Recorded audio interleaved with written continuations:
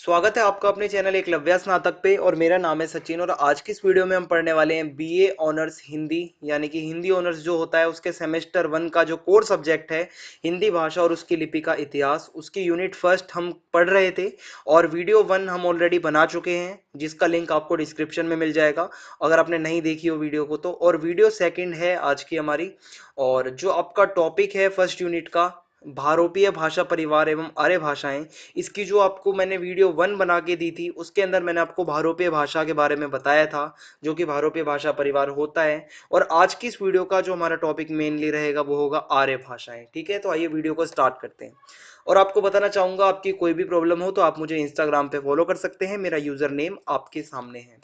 तो सिलेबस पे एक बारी नजर डाल देते हैं। जो यूनिट फर्स्ट है यानी कि इकाई 1 हिंदी भाषा के विकास की पूर्व पीठिका, उसमें भारोपीय भाषा परिवार एवं आर्य भाषाएं ये हमारा टॉपिक है जो हम पढ़ रहे हैं। और भारोपीय भाषा परिवार हम कर चुके, और आर्य भाषाएं आज हम करेंगे इस वीडियो में, जिसमें संस्कृत, पाली, प्राकृत, अपभ्रंश आदि के बारे में हम पढ़ने वाले हैं। तो आइए वीडियो को स्टार्ट करते हैं। तो सबसे पहले हमारा टॉपिक है भारतीय आर्य भाषाएं। ठीक है, भारतीय आर्य भाषाएं। तो आपको एक इंट्रोडक्शन बताता हूं। जो आर्य भाषा परिवार है ये उत्तर भारत का भाषा परिवार है। ठीक है, मैंने आपको बताया था ना कि भाषा परिवार क्या होता है, किसी विशेष स्थान से संबंधित जो अलग अलग भाषाएं होती हैं उनका समूह होता है। ठीक है, तो ये आर्य भाषा परिवार उत्तर भारत का एक भाषा परिवार है। और उत्तर भारत की आर्य भाषाओं में सबसे प्राचीन भाषा संस्कृत है। ठीक है, अब मैंने आपको बताया था एक परिवार में अलग अलग सदस्य होते हैं और वो मिलकर एक परिवार बनाते हैं, ऐसे ही इस भाषा परिवार के अंदर अलग अलग भाषाएं हैं। और उसमें सबसे प्राचीन जो सदस्य आप समझ सकते हो, सबसे प्राचीन भाषा वो है संस्कृत। ठीक है, और हिंदी संस्कृत की ही उत्तराधिकारिणी है, यानी कि हिंदी का जन्म संस्कृत से ही कहीं ना कहीं हुआ है। आगे बढ़ते हैं। अब हमारा टॉपिक है प्राचीन भारतीय भाषाएं। ठीक है, आगे है कि प्राचीन भारतीय भाषाएं, इनका टाइम याद रखना। आपको मैं बताऊंगा प्राचीन, मध्यकालीन और आधुनिक। ठीक है, तीनों का टाइम पीरियड याद रखना। तो प्राचीन भारतीय भाषाओं का जो टाइम था वो था 1500 ईसा पूर्व से लेकर 500 ईसा पूर्व तक। ठीक है, यहां तक ये भाषाएं बोली गई। और जो प्राचीन भाषाएं हैं उनको हम दो भागों में बांट देते हैं, वैदिक संस्कृत और लौकिक संस्कृत। वैदिक संस्कृत वो संस्कृत थी जो कि वेदों की भाषा है, जिसमें वेद लिखे गए। और लौकिक संस्कृत क्या थी आपको आगे बताऊंगा। तो सबसे पहले हम वैदिक संस्कृत के बारे में समझते हैं, हमारा मेन टॉपिक है वैदिक संस्कृत। तो सभी भाषाओं की जननी संस्कृत का जन्म भी वैदिक संस्कृत से ही हुआ है, यानी कि संस्कृत भी जो है तरह की थी, जिसमें सबसे पुरानी संस्कृत वैदिक संस्कृत है और उसके बाद उसका परिवर्तित रूप जो है वो लौकिक संस्कृत सामने आया। तो सबसे पुरानी कौन सी है? वैदिक संस्कृत, हमारे देश की भाषा। और इसमें सबसे प्राचीन ग्रंथ ऋग्वेद है, यानी कि ऋग्वेद की भाषा क्या है? वैदिक संस्कृत। आगे बढ़ते हैं। अब वैदिक संस्कृत की कुछ विशेषताएं देखते हैं हम। तो उपसर्गों का प्रयोग मूल शब्द के साथ जोड़कर किया गया और मूल शब्द से हटकर स्वतंत्र रूप से भी किए गए। ठीक है, इसमें इसकी पहली विशेषता आपको याद रखनी है कि वैदिक संस्कृत के अंदर क्या थी, मतलब इसकी एक मेन विशेषता कि उपसर्गों का जो प्रयोग था वो मूल शब्दों के साथ जोड़कर किया जाने लगा इसके अंदर। ठीक है, और मूल शब्द से हटकर स्वतंत्र रूप से भी किया जाने लगा। और उदाहरण के लिए यहाँ पे लिखा हुआ है जैसे कि अभिभावक। ठीक है, अब इसको संस्कृत में क्या कहा गया? अभिग्रहणति। ठीक है, अभिग्रहणति। तो इस तरीके से कुछ इसमें बदलाव देखने को मिलता है। ठीक है, कि कैसे, मतलब अभिभावक का अगर वैदिक संस्कृत में देखें तो इसमें क्या था कि अभिग्रहणति। आगे है वैदिक संस्कृत में तीनों वचन मिलते हैं हमें। ठीक है, और 3 लिंग भी मिलते हैं, पुल्लिंग, स्त्रीलिंग, नपुंसक लिंग। ठीक है, तो ये इसकी कुछ विशेषताएं हैं जो कि आपको जरूर याद रखनी है और एग्जाम में यही चीजें आपसे पूछी जाती हैं। ठीक है, आगे बढ़ते हैं।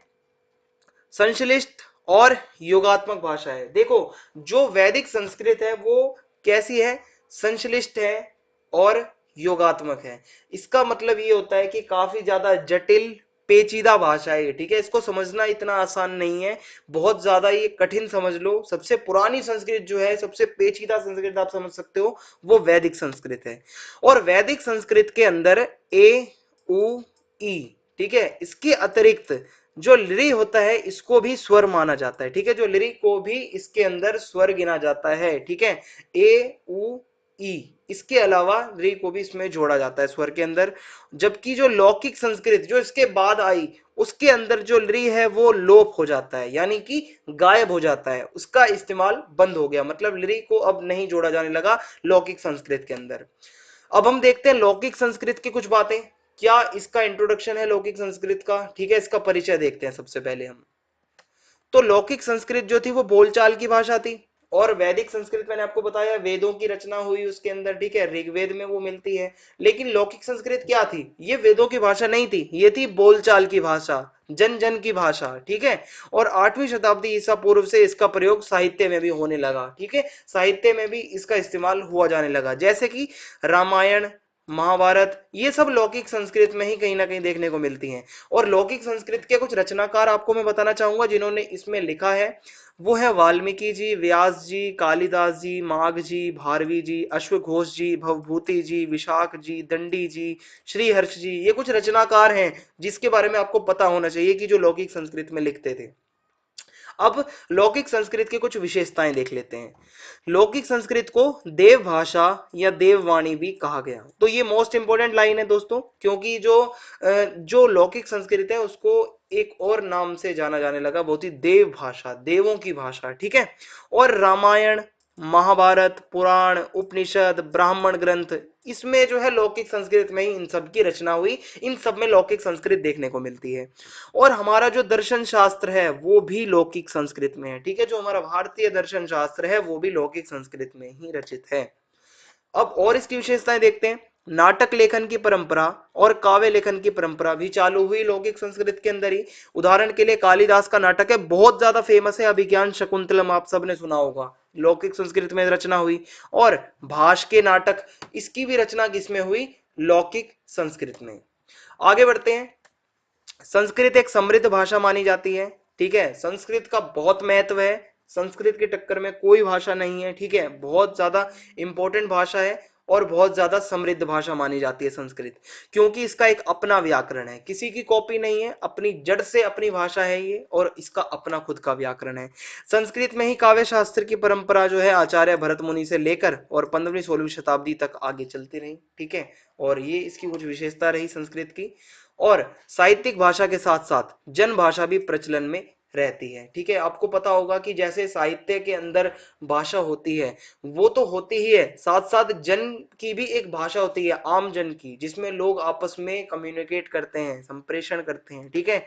और यह भाषा जो है बोलियों से विकसित होती है, जो क्षेत्रीय बोलियां होती हैं उन्हीं से ही वो भाषा विकसित होती है, और यह जनता के हृदय के अधिक निकट होती हैं। जो उनकी बोलियां होती हैं, जैसे आप कहीं रहते होंगे राजस्थान में, तो राजस्थानी बोलियां होती हैं बहुत सारी, मारवाड़ी, ठीक है, और भी अलग अलग बोलियां होती है जो कि लोगों को उनके दिल के करीब होती हैं वो बोलियां, ठीक है। तो ऐसे ही ये भाषा जो है वो बोलियों से ही आगे विकसित होती हैं, और वो जनता के दिल को बहुत ज्यादा, मतलब आप कह सकते हो, टच करती हैं भाषाएं।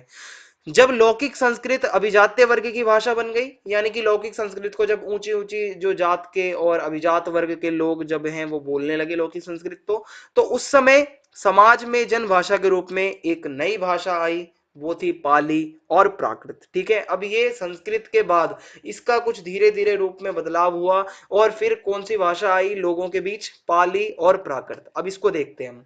तो प्राचीन में संस्कृत आती है, मैंने आपको समझाया, लौकिक संस्कृत के अंदर भी आपको समझा दिया क्या था, वैदिक वाली भी बता दी जो सबसे पुरानी थी। तो ये होगी हमारी प्राचीन भारतीय भाषाएं, प्राचीन आर्य भाषाएं। अब हम देखेंगे मध्यकालीन भारतीय भाषाएं, जो कि 500 ईसा पूर्व से 1000 ईस्वी तक इसका जो टाइम है वो माना जाता है, जिसमें से जो पहली भाषा रही वो थी पाली, उसके बाद आई प्राकृत, उसके बाद अपभ्रंश। तो वन बाय वन हम सभी को देखेंगे। पाली भाषा, आपने सुना होगा इसका नाम। और ये जो है 500 ईसा पूर्व में जब गौतम बुद्ध आए, तब उस समय संस्कृत भाषा अपने चरम पर थी, ठीक है। गौतम बुद्ध हम सब जानते हैं, महात्मा बुद्ध को, तो जिस समय महात्मा बुद्ध आए थे उस टाइम संस्कृत का बहुत ज्यादा वर्चस्व था और संस्कृत अपने चरम पे थी। जो भी रचनाएं की जा रही थी वो सभी संस्कृत में की जा रही थी, इसके अलावा कोई भाषा नहीं दिखती थी आसपास, संस्कृत का बहुत दबदबा था। गौतम बुद्ध ने सामान्य तक अपने, मतलब जन सामान्य तक आप कह सकते हो, लोगों तक अपने उपदेश देने के लिए एक भाषा का सहारा लिया जो कि थी पाली भाषा, और उन्होंने पाली भाषा में ही अपने उपदेश दिए, ठीक है। पाली भाषा में ही, मतलब पाली को आप बौद्ध धर्म से जोड़कर देख सकते हो, एक पॉइंट ये याद रहेगा, ठीक है।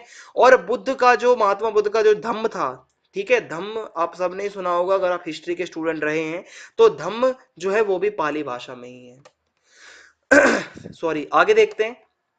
500 ईसा पूर्व से प्रथम शताब्दी तक, ठीक है, 500 ईसा पूर्व से प्रथम शताब्दी तक साहित्य की भाषा के रूप में इसे स्थान मिला। पाली कब तक रही? 500 ईसा पूर्व से लेकर प्रथम शताब्दी ईस्वी तक, और यह भाषा पहली ईस्वी तक ही रही। इसके बाद इसमें धीरे धीरे परिवर्तन आने लगे, एक नई भाषा जो है हमारे सामने आई, वो भी आपको बताऊंगा। तो पहले लेकिन हम पाली की विशेषताएं देख लेते हैं, जो कि काफी इंपॉर्टेंट है। वैदिक एवं लौकिक संस्कृत में जो स्वर थे लृ और जो ऋषि वाला री होता है, ये पाली के प्रचलन में बंद हो गए, ये प्रचलन में नहीं थे। पाली के अंदर लिरी और जो री वाला जो ये था स्वर, ये खत्म हो गया। ठीक है, ये एक तो इसकी विशेषता थी। और संस्कृत में जो 3 संधियां थी, जैसे कि स्वर संधि, व्यंजन संधि और विसर्ग संधि, ये 3 संधियां जो जो मतलब है, इसमें से पाली में विसर्ग संधि प्रचलन में नहीं रही। ठीक है, इसमें से विसर्ग वाली आप हटा दो, ठीक है, क्योंकि ये पाली के अंदर प्रचलन में नहीं रही, पाली के अंदर ये नहीं थी। संस्कृत में जो ए और औ का प्रचलन था वो पाली में नहीं रहा, ये भी एक इंपॉर्टेंट बदलाव आया। उदाहरण के लिए कैलाश, ठीक है, इसमें आप देख सकते हो ना, कैलाश शब्द जो है ये पाली में जब इसको आप पढ़ोगे तो ये कैलाश हो गया। ठीक है, और गौतम ये हो गया गौतम। ठीक है, तो इस तरीके से ए और ओ का प्रचलन पाली में खत्म हो गया, पाली एक नया रूप लेके सामने आई। संस्कृत में 3 वचन थे और पाली में वो वचन 2 हो गए, और पाली भाषा में तद्भव शब्दों की बहुलता मिलती है। ठीक है, तो ये पाली की विशेषताएं थी जो मैंने आपको बताई। नेक्स्ट, अब पाली का रूप धीरे धीरे बदला और एक नई भाषा हमारे सामने आई, जो कि थी प्राकृत। अब इसमें क्या है, आइए देखते हैं। जिस तरह बुद्ध ने अपने उपदेशों को पहुंचाने के लिए पाली भाषा को अपनाया, मैंने आपको अभी अभी बताया है जस्ट कि महात्मा बुद्ध ने अपने उपदेश पहुंचाने के लिए पाली भाषा को चुना, पाली में ही उन्होंने अपने उपदेश पहुंचाए। उसी तरह जो महावीर स्वामी थे, ठीक है, जिन्होंने जैन धर्म का प्रचार प्रसार किया, वो उन्होंने अपने उपदेश देने के लिए प्राकृत भाषा का इस्तेमाल किया और प्राकृत भाषा में ही अपने उपदेश दिए। ठीक है, तो बहुत सिंपल से पॉइंट है। देखो, पाली में जो है बौद्ध धर्म को जोड़ सकते हो, प्राकृत में जैन धर्म को जोड़ सकते हो। ठीक है, तो आप आराम से इसको याद कर सकते हो। अब जो प्राकृत है, ये प्राकृत भाषा का भी मध्यकाल में इसके मतलब इसके अनेकों रूप मिलते हैं, क्योंकि मैंने आपको बताया ये मध्यकालीन आर्य भाषाएं थी। प्राचीन में सिर्फ और सिर्फ संस्कृत आती है, वैदिक और लौकिक संस्कृत। मध्यकाल के अंदर जो प्राकृत भाषा विकसित हुई, इसके बहुत सारे रूप देखने को मिलते हैं, जैसे कि मागधी प्राकृत, अर्धमागधी प्राकृत, ठीक है, और शोरसैनी प्राकृत, महाराष्ट्री प्राकृत। ठीक है, अलग अलग क्षेत्रों से अलग अलग प्राकृत का विकास हुआ। और जो अर्धमागधी प्राकृत थी, यहीं पे जो है जैन साहित्य की भाषा का जो मतलब आप देख सकते हो ना, जो प्राकृत भाषा के अनेकों रूप थे, उसमें से जो अर्धमागधी वाला रूप था, इसी में ही जो जैन साहित्य की भाषा है वो यही वाली है। ठीक है, आगे बढ़ते हैं। पैशाची प्राकृत, ये भी एक प्राकृत का रूप था जो कि सिंध की तरफ बोली गई। और हर रूप की अपनी एक अलग विशेषता थी, हर रूप किसी न किसी बात में दूसरे रूप से अलग था। और महावीर स्वामी ने जैन धर्म का उपदेश जो है वो अर्धमागधी प्राकृत में दिया, मैंने अभी अभी आपको बता दिया है इसके बारे में। और क्या हुआ इसके अंदर, प्राकृत भाषा में स्वरों की बहुलता है। ठीक है, जो प्राकृत भाषा है इसके अंदर स्वरों की बहुलता है, और मध्य व्यंजन इसमें लोप मिलता है, यानी कि जो मध्य व्यंजन होते हैं वो इसमें गायब हो गए। ठीक है, प्राकृत के अंदर ये इसकी विशेषता रही। उदाहरण के लिए रिपु जो है वो रियु हो गया इसके अंदर। ठीक है, तो ये एग्जांपल्स याद रखना। नेक्स्ट जो है, इससे अगला जो भाषा है, जो भाषा आई वो थी अपभ्रंश। अब यानी कि सबसे पहले वैदिक, फिर उसके बाद लौकिक संस्कृत, फिर उसके बाद पाली, फिर उसके बाद प्राकृत, अब उसका विकास होते होते वो अपभ्रंश का रूप ले रही थी। अब अपभ्रंश में देखते हैं क्या क्या है। पाली के बाद प्राकृत, प्राकृत उसके समानांतर चलती रही, और यही पाली प्राकृत आगे चलकर एक अपभ्रंश भाषा, जो कि एक नई भाषा आई मध्यकाल के अंदर, इसके अंदर जो है प्रचलन में आ गई। ठीक है, अपभ्रंश भाषा के रूप में मध्यकाल में। और अपभ्रंश भाषा का शुरुआत में हास्य किया गया, यानी कि अपभ्रंश भाषा का मजाक उड़ाया गया, और बाद में इसे भ्रष्ट भाषा भी कहा गया, इसे संस्कृत का विकृत रूप कहा गया, मतलब बहुत इसके लिए बुरे बुरे शब्दों का इसकी आलोचना हुई। ठीक है, इस भाषा की, अपभ्रंश की, इस पे मजाक उड़ाए जाने लगे। ठीक है, फिर आगे क्या होता है ये देखते हैं। यही अपभ्रंश आगे चलकर अवहट और आगे पुरानी हिंदी के नाम से जानी गई। ठीक है, अपभ्रंश का भी धीरे धीरे विकास हुआ, इसको फिर अवहट भी कहा जाने लगा, पुरानी हिंदी के नाम से भी जानी गई, और इसको देसी भाषा के नाम से भी जाना जाता है। ठीक है, तो समझ में आ गया आपको कि अपभ्रंश भाषा का काफी मजाक उड़ाया गया था, और फिर इसको आगे चलकर अवहट, पुरानी हिंदी और देशी भाषा के रूप में जाना जाने लगा। और हिंदी का उद्भव भी अपभ्रंश से ही हुआ है और हो रहा है। ठीक है, तो हिंदी जो हम आज के टाइम पे बोलते हैं, आधुनिक आर्य भाषा जो है, उसका विकास कहाँ से हुआ है? अपभ्रंश से ही हुआ है। अतः हिंदी जो है वो अपभ्रंश से ही विकसित हुई। आगे देखते हैं अपभ्रंश की विशेषताएं क्या थी। अपभ्रंश भाषा जो है वो उकार बहुला है, यानी कि इसमें उकार बहुत थे, क्योंकि इसके अंत में ऊ का प्रयोग होता है। ठीक है, कैसे देखते हैं। उदाहरण के लिए जग की जगह जगु, ठीक है। और अपभ्रंश में जो मतलब क्या था कि जो मूर्धन्य श होता है और जो तालव्य श होता है, दोनों के स्थान पर दंत स का प्रयोग होने लगा। जब आप स बोलोगे स, तो कहीं ना कहीं आपके दांत मिलेंगे। ठीक है, जो आप ये श और शाह बोलते हो तो आपका कहीं ना कहीं तालू में जाके आपकी जो है जीवान टच, मतलब तालू से सहारे आप ये शब्द बोलते हो। लेकिन इस अपभ्रंश की विशेषता ये रही कि इसके अंदर इन दोनों की जगह पे तालव्य और ये मूर्धन्य वाला जो शेष थे, इनको हटा के एक दंत्य सा का प्रयोग होने लगा। दंत्य मतलब दांतों का, ठीक है। और सा का प्रयोग, जब आप सा का इस्तेमाल करते हो बोलने के लिए, तो आप अपने दांतों को कहीं ना कहीं जोड़ते हो। ठीक है, तो ये इसकी विशेषता रही। आगे देखते हैं। य के स्थान पर ज का अधिक प्रयोग होता है, ये मोस्ट इंपोर्टेंट है। अपभ्रंश की एक विशेषता है ये कि य जहां पर होता है उसकी जगह ज का इस्तेमाल होता है। ठीक है, जैसे कि यमुना होगा तो वो जमुना बन जाएगा। ठीक है, य की जगह ज आ जाएगा। युगल है तो वो जुगल हो जाएगा। तो काफी सिंपल सी इसकी विशेषता है। और संस्कृत में 3 लिंग थे, मैंने आपको बताया था। ठीक है, और अपभ्रंश में 2 ही लिंग बचे। ठीक है, तो ये एक इसकी विशेषता रही। आगे देखते हैं। संस्कृत में 3 वचन थे और अपभ्रंश में आते आते ये 2 वचन हो गए, एक वचन और बहुवचन। और तद्भव शब्दों की बहुलता रही इसके अंदर। अपभ्रंश की विशेषता यह है कि इसमें तद्भव शब्द ज्यादा थे। और हेम छंद का व्याकरण सर्वाधिक प्रसिद्ध व्याकरण बना, क्योंकि यह अपभ्रंश में ही लिखा गया। ठीक है, तो ये काफी इंपॉर्टेंट पॉइंट है कि जो हेम छंद का जो व्याकरण था वो मोस्ट फेमस रहा, ठीक है, व्याकरण में, क्योंकि ये अपभ्रंश में लिखा गया। आगे देखते हैं इसकी कुछ विशेषताएं। संस्कृत में 3 वचन थे, ये तो मैंने आपको बता दिया है। और अपभ्रंश भाषा के भी अनेक रूप आपको अब देखने को मिलेंगे। जैसे प्राकृत के अनेकों रूप थे, वैसे ही अपभ्रंश भाषा के अनेकों रूप हुए, क्योंकि अलग अलग क्षेत्रों में अलग अलग अपभ्रंश भाषाओं का विकास हुआ।